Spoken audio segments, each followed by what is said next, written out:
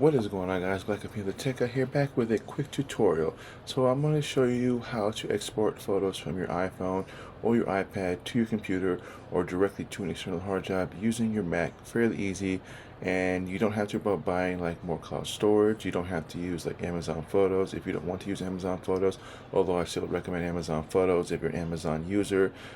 Because it's free and unlimited. But say you want to just simply download all your photos to your computer and you don't want to buy like a thumb drive or anything like that because it may not have enough space. Well, I just found a new way of doing that, and it's fairly easy. So what I'm going to do is I'm going to plug in my iPhone into my MacBook, and then I'm going to command spacebar, and that brings up Spotlight, and I'm going to look for image capture. And as you can see, I already have it, so we're going to tap on that.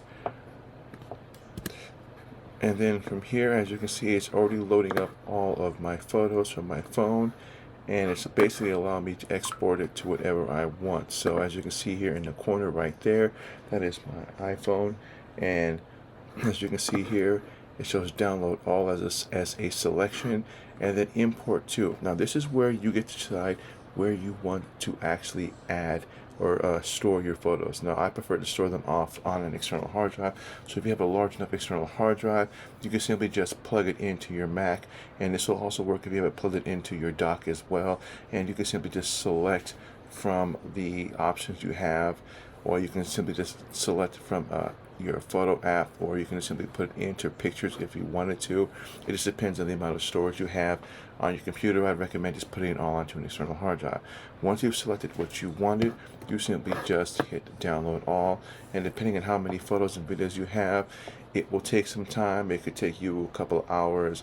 It could take a day or so, depending on if you have that many photos. But other than that, that is the easiest solution for exporting your photos from your phone or iPad to your Mac, or to directly from your phone to an external hard drive, without the need to have to buy a thumb drive or anything like that. This is the easiest way of doing it.